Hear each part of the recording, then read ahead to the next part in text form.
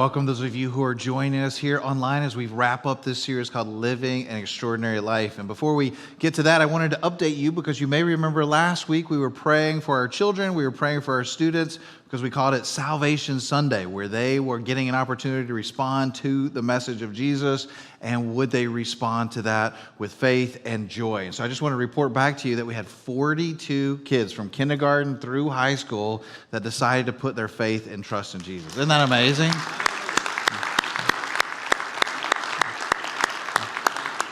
We had 36 kids from kindergarten through 5th grade. We had 3 kids in middle school and 3 students in high school. So I'm just so excited about what God is doing there. And just to think about it, just the 1 month here, we started February by baptizing 33 people at the beginning. We had 42 kids here at the end of the month pray to receive Jesus. So we're just so excited about what God is doing in their life. So if your child made that decision, they're keeping track of all of that. And the first time they do that, they'll give you a booklet to work through with your child and begin talking about what does it mean to follow Jesus and to know him. Well, if you're joining us for the first time, we've been in this series called Living an Extraordinary Life, and this series has been about John the Baptist. Why? Because Jesus said of all the people ever born among women, John the Baptist was the greatest. And then he goes on to talk about us. He says, even the least in the kingdom of heaven is greater than John the Baptist. So what made John the Baptist's life so extraordinary? And we've been unpacking that in the month of February. We kicked it off by saying that you need to be able to face your doubts. And we talked about the doubts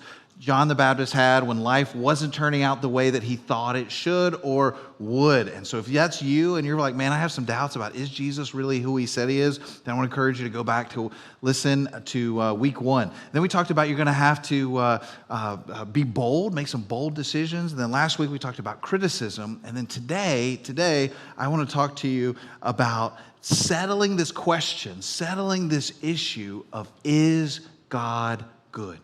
Is God good? Does Jesus care about you and care about your life? It's very, very important that you have that settled in your mind. And here's the reason why, is because difficult things are going to happen to you. And maybe you've already been through some difficult things this year. Maybe you had some difficult things from last year that you're still trying to process this year. Maybe you went through a divorce and you were like, man, I would never be the person who would get a divorce. And then now I'm finding myself on the other side of that. Maybe you have some chronic pain that you deal with. Maybe you received a diagnosis or a loved one received a diagnosis. Maybe someone that you cared about passed away. Maybe you find yourself searching for a job, or you didn't get the job, you didn't get the promotion. I mean, there's all kinds of things that can run through our heads. And the first question that we ask ourselves when we go through something difficult is God good? Right? There's not a single person who's ever, your boss comes to you and says, hey, I've got good news. I'm going to give you a raise. When you hear that, no one says, God, why do you hate me so much? Right? Like no one says that, right? You go to the beach, you go for winter, you get away from New York for a little while. No one sits on the beach in the cold, in the warm air, the breeze blowing, and God, you are so mean to me, right? Like no one thinks that. It's only, in the winter, we call it the winter of the soul, right? That we go through these dark times, these dark periods. When we have these difficulties, we ask this question, is God good? In fact, it's the oldest question. In fact, the oldest lie is this question wrapped around the goodness of God. You go all the way back to Adam and Eve, our very first story. And the question, the lie that Satan proposes to Adam and Eve and says, God is not good. Because if God was good, he wouldn't keep this thing from you. If God was good, he would allow you to eat from this tree and have as much as you want. God is trying to keep this thing from you because God isn't good. So today, I hope that we can settle this question for you today about, is God good? Does Jesus care about me and my life? And I think there's a powerful, powerful example through the life of John the Baptist. So hold on to that and we'll come back to it. Has there ever been a season in your life where you needed a minute? Maybe you were on a run, and you went further than what you did before, and you're just stopping, catching your breath. You need a minute. I mean, that wasn't me, but maybe you. You've been on this run, and you're just like, whew, I need a break. Well, my son, he plays rec basketball, and it's starting to get really fun to watch them now in 6th grade because they're figuring out the game. They're getting pretty good at it. You can see some action happening. But the one challenge is their feet is just so huge for all of these kids, So and we see it, this fast break happens, this guy, he steals the ball, he's dribbling down the court, things are going great. We're looking like he's getting ready to do the layup, and then his big feet come in. And instead of a layup, he's laying down under the basket, And this happened 2 weeks ago. He falls down and slams into the mat right underneath the goal, and he gets up, he's laughing, but then he holds his finger up, he's like, oh, I just need a minute, He needed a minute because he did it. Christian's being a good sport about that. We can need a minute physically, but we can also need a minute because of something that happens emotionally to us. Say, whew, I need to catch my breath for a minute. Every single Sunday, between every single service, I need a minute. I need a minute to catch my breath because it's like emotional whiplash when I go into the lobby. Emotional whiplash because a family comes and said, hey, this is our baby. This is their first Sunday at church. And what a special moment, what a special milestone, their first Sunday at church. And then just a few minutes later, I talked to another person, a college student, a freshman, and she's contemplating having an abortion because she just found out that she's pregnant and she's going to lose her college scholarship, and how is she ever going to get through college? Emotional whiplash. Then I meet someone in the map room who's just so excited, tears going down their face because they're just so excited to find a church that they're excited about, that they love, they're excited about the future. And then I meet someone else who tells me with tears down their face that the cancer is back, that they found it again. And it's just like emotional whiplash. And I need a minute. Of course, the minute that I need is nothing compared to the minute the people who are going through that need and experience. And maybe you've experienced that same kind of thing. You get a call that you weren't expecting when you get home from work, and you're just like, whew, I need a minute. I need to go for a lap around the neighborhood. Or maybe you open the mailbox and you find out the IRS is like doing an audit. You're like, I need 2 minutes on that one. I'm going to go a lap around the thing, and you're just like, I need a minute.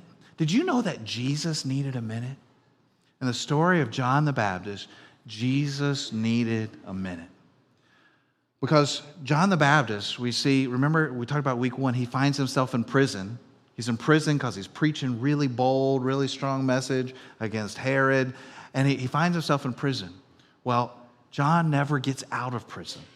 And in fact, John is executed while he's in prison, executed by being beheaded. A violent death. And when Jesus finds out about what's happened to his friend John the Baptist, notice what's recorded for us in Matthew 14. As soon as Jesus heard the news about John the Baptist, he left in a boat to a remote area to be alone. Jesus said, I need a minute. He's like, hey, I know we had this big crusade plan at the Sea of Galilee later on this afternoon. Cancel it. Clear my schedule. We're not doing any healings. We're not doing any services, no casting out demons. We're not doing anything. I need a minute. I need a minute because my friend, the person that I care about so deeply, just passed away. And as I was studying through this story of John the Baptist for this series, boy, that simple act, that simple thing it's like one of those things where you ever read the Bible and then you just put it back down and you're like, wow, whoa. To think that Jesus cared so much about the life of John the Baptist, that John the Baptist wasn't some cog in a machine, that was expendable to the kingdom. He paused all kingdom activity for him to take a moment, for him to take a minute to grieve the loss of his friend. And so if that matters, if it mattered to Jesus about John the Baptist, remember what we've been looking at every week, where it said John the Baptist is the greatest that's ever been born, but whoever is the least in the kingdom of heaven is greater than John the Baptist. So even if you don't feel like you're very important in God's kingdom, you are greater than John the Baptist. So you know what this tells me? This tells me that my life matters to Jesus. My life matters to Jesus. I think we should all say that out loud together. Will you say that with me? My life matters to Jesus. I want you to look at your neighbor and say that. My life, not your life, my life. My life matters to Jesus. Now notice what Jesus taught here in Matthew chapter 10. What is the price of 2 sparrows? 1 copper coin. But not a single sparrow can fall to the ground without your Father knowing it. He's just saying, hey, these are the birds that no one is excited to see in their yard. maybe you have a bird feeder out there. You're excited to see the cardinals and the blue jays, and you get mad when you see the starlings there. You're like, shoo away. You're the ugly birds. I don't want you. You're calm and you're a diamond. Get out of here. This food is not for you. It's for the bluebirds, And you get upset because you see these other birds here. And what we view as common, what we view as unimportant and unlovely, even your heavenly Father notices. He pays attention to them. They matter to him. Even in their death, that he matters to them. And the very head of your hair, or the very hairs on your head, are all numbered. So we say, if you don't think God cares about you, he even knows how many hairs you have on your head. Of course, we could insert a bald joke there, but we're not going to do that. So he says, so don't be afraid. You are more valuable to God than a whole flock of sparrows. That Jesus cares about you. Your life matters to Jesus. Now notice what Jesus says here in John chapter 10. He says, I am the good shepherd. Not a good shepherd, the best that there's ever been. The good shepherd. The good shepherd sacrifices his life for the sheep. A hired hand will run when he sees a wolf coming. He will abandon the sheep because they don't belong to him and he isn't their shepherd. He said, and so the wolf attacks them and scatters the flock. The hired hand runs away because he's working only for the money and he doesn't really care about the sheep. Jesus is like, that's not who I am. I am the good shepherd. I know my own sheep and they know me, just as my Father knows me and I know the Father. So I sacrifice my life for the sheep. Jesus is saying you have so much value that he is the one willing to leave the 99 to go after you, the one lost sheep. He's not willing that any should perish. No one is expendable. He's saying he wants to go after everyone. And so here's what I want you to get. The second thing I want you to get today is a sheep's life is determined by the quality of the shepherd. So the better shepherd that you have, the better life you are going to have as a sheep. Not that you have a good shepherd watching over your life, you have the good shepherd watching over your life. The quality of life that a sheep enjoys is based on the quality of the shepherd. How many of you in here have a dog? You own a dog. I know you don't own it, it owns you. I get it. You don't own a dog. How many of you own a cat? I know a cat definitely owns you. How many of you own both of those? You got a dog and a cat. I heard once that a dog thinks that you're God because you feed it and water it, and that a cat thinks that it's God because you feed and water it. You're bringing sacrifices to it every single day. And that. I mean, that cat even looks kind of scary up there, doesn't it? It's like it's judging you right now at church. So, and have you ever been to like a developing country before? And then you see, a dog that's just a stray dog. I mean, it's sad, right? You too can sponsor this dog for $30 a month. No, I'm just kidding. But I mean, you see, it's sad, right? You're just like, it's skittish. You know that dog has been abused. It doesn't want to be around people. It runs at the side. It's kind of looking at you, but it's emaciated. You see its bones, fleas. It's a dog that is not cared for. Now, of course, we contrast that to your pet, which is super pampered and it gets everything that it wants, I mean, there's a difference in the quality. That's what we're talking about. The quality of your pet's life is determined by the owner, the quality of the owner. I want to be some of your pets, I mean, you take really good care of your pets. But for most of us, it's just our dog. It provides so much comfort to us. We're petting our dog. It just reminds us of better days and better times, and just that loyalty. That loyalty that your dog, your dog doesn't worry about anything. Do you know that of all the things that God has created in his creation, the only thing that has anxiety, the only thing that worries is us. If you have any house plants, they're not worried right now. They're not like, I wonder what the economy's going to do. I'm wondering if they're going to water me later on today. You know, your plants aren't worried. They're not filled with anxiety. Your dog is not worried about what's going to happen. It's just waiting at home for you to get there. You know, they're by the door right now. As soon as you get there, they're going to be there jumping on you. You say, well, that's not true, Pastor. There is like separation anxiety for my dog. And listen, but think about that. Why do they have anxiety? Because they don't want to be away from you. Because they know that their life is so much better if you are around them. The quality of a sheep's life is dependent upon the quality of the shepherd that you choose to follow. Jesus said this in John 10:27. My sheep listen to my voice. I know them. So Jesus knows everything that's happening in your life. He knows where you are. He knows what's going on in your life right now. He's not turned a blind eye. Why? Because your life matters to Jesus. He says, my sheep listen to my voice. I know them. And then here's the key thing. And they follow me. They follow the shepherd. They recognize that wherever Jesus is leading them, it's a good path. It's a path that I can trust. It's a path that will provide the best plan for my life. So living an extraordinary life means that you're going to follow the shepherd wherever he leads you. Why? Because he knows you. He cares about you. Imagine if you were one of the sheep and the shepherd led you to this beautiful valley and you're like, man, it's got the best grass ever. There's water there. All I have to do is just eat the grass, take a nap, drink some water, eat the grass, take a nap, eat the water. It's just beautiful, right? Like, what do I have to worry about? This is the perfect place. But then can you imagine all of a sudden the shepherd saying, all right, guys, it's time to get moving. We're leaving this spot. And you're the sheep and you're like, what? Why are we leaving this spot? This is perfect. I could never ask for anything else. And you're gonna lead me through this valley? Why are you going to lead me through this valley where there's rocks and it's not beautiful like this place right here? Because the shepherd knows something that the sheep doesn't know. You know, the sheep are defenseless. They have zero defenses. They're pretty dumb too, you know, and so don't you feel honored that Jesus calls you a sheep? You know, I mean, it's just like, there's all these, like, without a shepherd, they would die.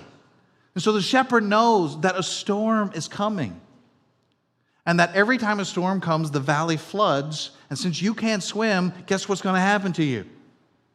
You're going to end your life prematurely, you know? So the shepherd wants to lead you somewhere else. You're like, well, I feel like I'm going through the valley of the shadow of death. I feel like I'm being led by my enemies. And why is God preparing a table for me with all of this stuff around me that seems very confusing? And I really kind of liked it back where we used to be, where the grass was green, you know, and the water and all that stuff. That just was a nice place to be. But the sheep recognize the master's voice. They follow him wherever he leads. And why are they able to do that? Because they know that my life matters to Jesus. They know that their life is so much better because they follow not a good shepherd, they follow the good shepherd. Remember, a sheep's life is determined by the quality of the shepherd that they're following. John 10, Jesus says this, just as my Father knows me and I know the Father, so I sacrifice my life for the sheep. I have other sheep too that are not in this sheepfold. I must bring them also. They will listen to my voice, and there will be one flock with one shepherd. Jesus is saying, listen, I didn't just come for the people of Israel. I just didn't come for Jews and for the Hebrews. I came for everyone. I've got sheep all around the world that I want to welcome into my family, which is all good news for you and me. He's saying, I'm going to make it one big family, those who would choose to follow me. Now notice this is big. He said, I sacrifice my life for the sheep. He's saying, no one is expendable. Some of you in the corporations that you work for, you understand that loss is just a part of doing business. And you try to mitigate as much loss as possible.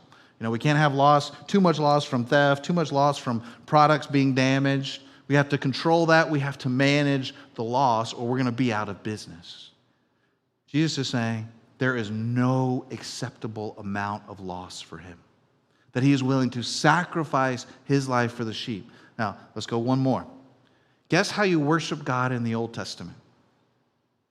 Forgiveness from your sins was that the sheep had to sacrifice their life for the shepherd's sins, for the sins that he had committed, for the sins that his family committed.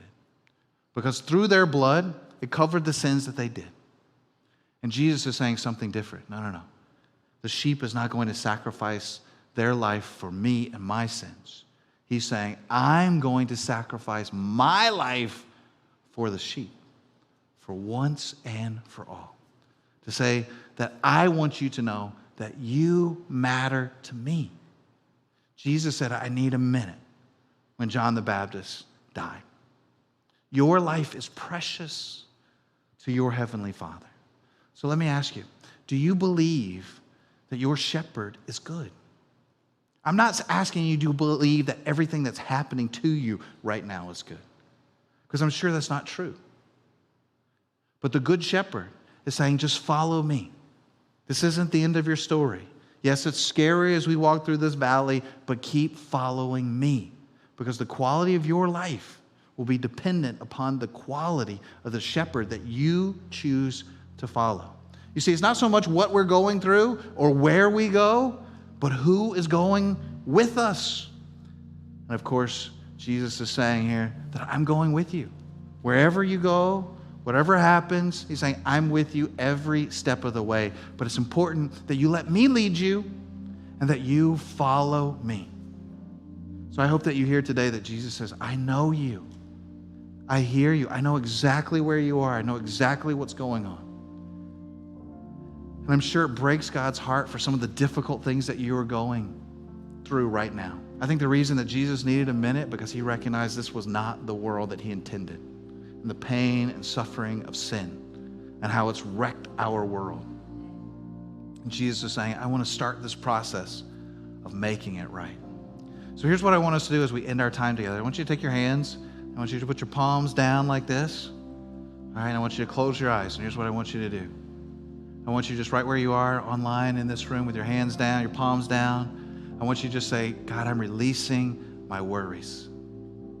God, I'm releasing my anxieties. God, I'm letting go of all the fear that I have about the future. You say, God, I'm letting go of my bitterness for some things that didn't work out the way I thought they should. I'm letting go of my anger and just leaving it here today. I'm not going to pick it back up. I'm letting it go. Now I want to ask you to turn your hands, your palms towards heaven. And would you say, God, I receive your mercy. Because like sheep, I've gone astray. I've wanted my own way. I chose to willfully walk in sin. And I thank you that your mercies are new every morning. You say, Father, I receive your grace today, the grace that I don't deserve, your kindness to me, which causes me to walk and live in repentance. Would you say, God, I receive your love today that cast out fear, that cast out worry. Father, today we know that you are the good shepherd. And we thank you that we can rest and we can place our life in your hands, knowing that wherever you lead us has purpose, intentionality, and forethought. God, I pray for those here in this room who don't know where you're leading them. They feel confused. May your peace just fill their heart. May your peace just fill their mind with your love for them. Before we close this part of our service, just with your eyes closed, some of you need to decide to follow Jesus. You've been coming for several weeks here. You're like, what am I missing about all this Jesus stuff? It's you having a personal relationship with him. You say, how do I do that? Well, you invite him into your heart, into your life. So here's the prayer I want you to pray if you're ready. If you're ready to follow Jesus, would you say this? Would you say, Jesus, I believe you are who you said you are. The way, the truth, and the life. The only way to the Father. I ask that you would come into my heart, that you forgive me of my sins, and you make all things new. If you pray that prayer right now, would you just raise your hand? Would you just slip it up? Thank you. I see that hand. Anyone else? Great. I see that hand. I see them all over the place. Here's what I want you to do. After the service, thank you. You can put your hand down. Here's what I want you to do. After this service, we're going to have people up front here who want to pray for you. And I want you to come forward and say, hey, I want a new believer's pack. I decided to follow Jesus today. If you're watching online or even in this room, you can send a text to 97000 and that one word decided, that I'm deciding to follow Jesus. Father, today we thank you for your great love for us. We thank you for our new family members here together today who are saying that they want to put their faith and trust in you, the Good Shepherd. And as a church, we just rejoice in this decision that they've made. We rejoice in all the things that are going to be made clearer to them as they journey with you. God, we thank you that you have laid down your life for us so that we can follow you. May we follow you in boldness without fear. We ask all these things in Jesus' name. Amen.